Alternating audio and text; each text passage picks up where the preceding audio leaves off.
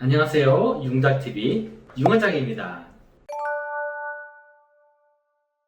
안녕하세요. 융원장입니다. 오늘은 과거 저희 채널에 질문을 해주신 댓글에 대한 답변으로 영상을 준비했습니다. 질문의 내용은 눈썹화 거상 수술 시 흉터가 나이별, 성별 따라서 결과가 어떻게 달라지는지에 대해서 알고 싶다는 질문이 있었는데요. 그래서 오늘은 나이별, 성별, 체질별, 그리고 사례별 수술의 흉터의 결과에 대해서 수술 전후 사진을 보면서 설명을 드리도록 하겠습니다. 첫 번째로 보여드리는 사진은 일주일째 흉터 모습인데요. 많은 환자분들께서 수술 후 실밥 제거하고 나서 바로 직장으로 복귀해야 되는 경우가 흔하기 때문에 실밥을 제거한 일주일째 모습에 대해서도 궁금해하는 경우가 많아요. 사진에서 보시는 것처럼 실밥을 제거한 뒤에는 수술 흉터가 잘 보이지 않는 편이고요. 눈썹화 거상 수술만 받는 경우에는 비교적 멍붓기가 적은 편이죠. 물론 개인차에 따라서 멍붓기가 좀 더 있다고 하더라도 화장으로 충분히 가려질 정도의 멍만 남는 수준이니까 너무 걱정 안 하셔도 될 것 같아요. 눈썹화 거상 수술과 동시에 네모홀 쌍꺼풀 수술이나 지방 이식 수술과 같이 여러 수술을 함께 받는다면 멍붓기가 좀 더 생길 수 있는데요. 그렇지만 일주일 정도면 어느 정도 빠지게 되니까 이 역시 너무 걱정할 필요는 없어요. 우리 몸은 상처를 단단히 아물게 하기 위해서 흉이 많이 만들어지는 시기가 있는데요. 일주일째 실밥을 제거하고 나서 2주째부터는 흉이 늘어나기 시작해요. 이러한 현상은 약 2달에서 석 달까지 계속 진행이 되는데요. 흉이 많이 만들어지는 시기에는 상처가 쪼이고 당기고 근질근질하고 찌릿찌릿한 느낌이 들고요. 모양은 빨갛고 울퉁불퉁하고 튀어나오는 현상이 있을 수 있어요. 저희 병원에서는 보통 한 달째 중간점검을 하면서 흉에 관한 설명을 드리는데요. 앞서 말씀드린 상처 반응은 우리 몸이 아물기 위한 정상적인 반응이기 때문에 너무 걱정할 필요는 없고요. 최종적인 상태에 이르게 되면 이러한 증상은 다 사라지게 되죠. 상처가 아무는 과정에 대해서는 제가 과거 영상에서 자세하게 설명드렸으니까 궁금하신 분들께서는 과거 영상을 보시고 오시면 좋겠습니다. 그럼 지금부터 성별, 나이별 환자의 케이스를 보실게요. 이 사진은 40대 여자 환자의 케이스인데요. 수술 후에 실밥을 제거하고 나서 약간의 멍은 있지만 그렇게 심한 편은 아니고요. 최종적인 상태에 이르러서는 흉터가 거의 보이지 않는 편이에요. 물론 수술을 했기 때문에 완전히 흉이 사라질 수는 없겠지만 사진에서 보시는 것처럼 흐려지게 되면은 흉터는 문제가 되질 않아요. 눈썹화 거상 수술을 할 때에는 반드시 앞쪽까지 거상을 해주어야 되는데요. 눈썹 앞쪽은 해부학적으로 흉터를 줄이는데 불리한 면이 있는 곳이에요. 그럼에도 불구하고 봉합을 잘 해주게 되면 사진에서 보시는 것처럼 훌륭한 결과를 얻을 수가 있어요. 다음은 50대 여자 환자의 케이스인데요. 수술 후 일주일째 멍붓기가 거의 없는 편이고요. 상처도 크게 눈에 띄지 않는 모습이에요. 최종적인 상태에 이르게 되면 흉터가 거의 보이지 않을 정도로 많이 흐려지게 되죠. 최종적인 상태에 이르려면 최소 6개월 이상의 시간이 필요하고요. 흉터는 2년까지도 지속적으로 좋아지니까 좀 여유를 가지고 충분히 기다리시는 것이 좋아요. 이 케이스 역시 마찬가지로 눈썹 앞쪽까지 충분히 거상을 해드렸고요. 최종적인 모습을 보시면 눈썹 뒤쪽이나 앞쪽이나 모두 흉터가 잘 안 보이는 것을 알 수가 있어요. 이 사진은 60대 여자 환자의 케이스인데요. 한 달째 모습을 보시면 좀 붉어 보이고 울퉁불퉁한 모습이 관찰되고 있죠. 특히 이러한 현상은 해부학적 이유 때문에 눈썹 앞쪽에서 좀 더 두드러지는데요. 그렇지만 시간이 지나서 최종적인 상태에 도달하게 되면 이러한 모습은 다 사라지고 아주 자연스럽고 흉터가 거의 보이지 않는 상태까지 이르게 돼요. 한두 달째 상처가 진하고 붉어 보인다고 해서 너무 걱정할 필요는 없죠.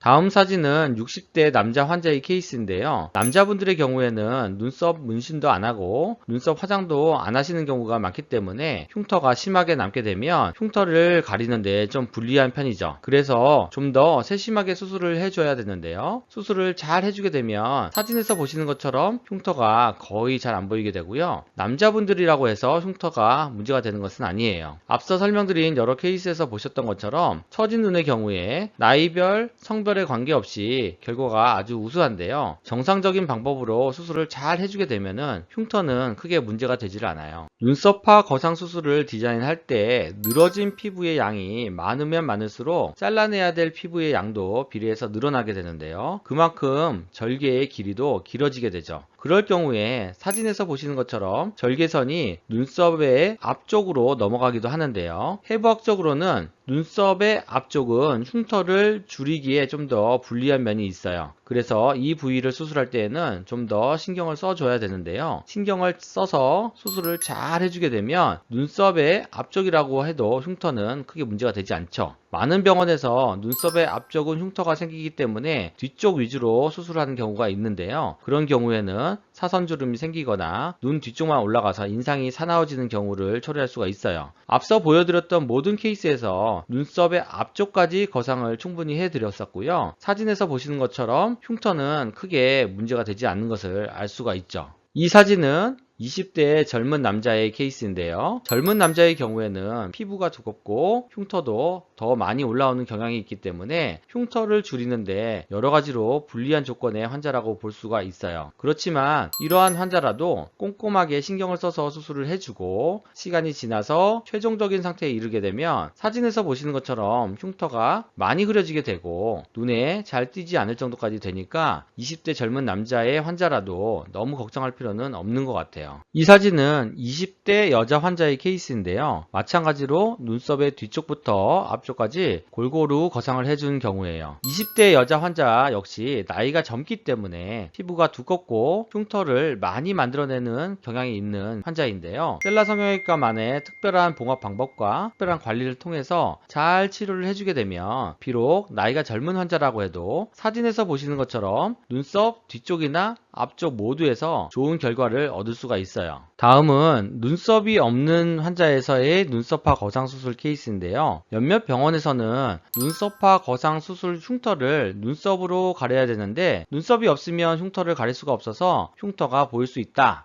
라는 잘못된 설명을 하고 있어요. 사진에서 보시는 것처럼 눈썹이 없어서 흉터를 전혀 가릴 수 없는 경우라도 봉합을 잘 해주고 흉터를 잘 관리해주면 눈썹으로 가릴 필요가 없을 정도로 흉터가 흐려지게 되죠. 그리고 수술 후에 흉터를 문신으로 가려야 된다라고 설명하는 병원도 있는데요. 보시는 것처럼 문신이 필요 없을 정도로 수술을 하는 것이 중요하지 흉은 흉대로 만들고 그걸 또 가리려고 문신을 또 하는 것은 병을 주고 약을 주는 그런 식이라는 생각이 들어요. 마지막 케이스는 켈로이드 환자의 케이스인데요. 한국에서는 매우 드물지만 실제로 진료를 하다 보면 진성 켈로이드 환자들을 만나게 되는데요. 심지어 이렇게 특이한 체질이라도 적절하게 수술을 해주고 잘 관리를 해주게 된다면 사진에서 보시는 것처럼 일반인과 동일하게 좋은 흉터의 결과를 얻을 수가 있어요. 물론 이런 특이 체질의 환자의 경우에는 좀 더 세밀하게 수술을 해줘야 되고요. 관리도 특별하게 해줘야 되죠. 이렇게 특이한 체질이라도 적절한 수술을 해준다면 좋은 결과를 얻을 수가 있으니까 미리 포기하지 마시고요. 이 분야에 경험이 많으신 성형외과 전문의 원장님과 상의하셔서 해결을 하시면 좋겠다는 생각이 들어요. 성별, 나이별, 상황별, 그리고 체질별 케이스를 보시니까 수술 후 흉터에 대해서 이해가 좀 되시죠? 저희 병원이 눈썹파 거상수술 전문병원으로 알려져 있다 보니까 다른 병원에서 수술을 받으시고 나서 결과가 안 좋은 경우에 재수술 문의도 많이 오는데요. 제가 재수술 상담을 해주다 보면 앞서 보여드린 사례와는 달리 흉터가 심하게 남거나 수술 디자인이 잘못돼서 눈 모양이 사납게 바뀐 경우를 종종 보게 되는데요. 왜 그렇게 안 좋은 결과가 생기는지에 대해서는 다음 시간에 눈썹파 거상 수술의 잘못된 수술 사례를 통해서 제가 설명드릴까 합니다. 오늘 영상을 보시고 궁금한 점 있으시면 아래 댓글로 질문해 주시고요. 그럼 저는 다음 시간에 뵙겠습니다. 감사합니다.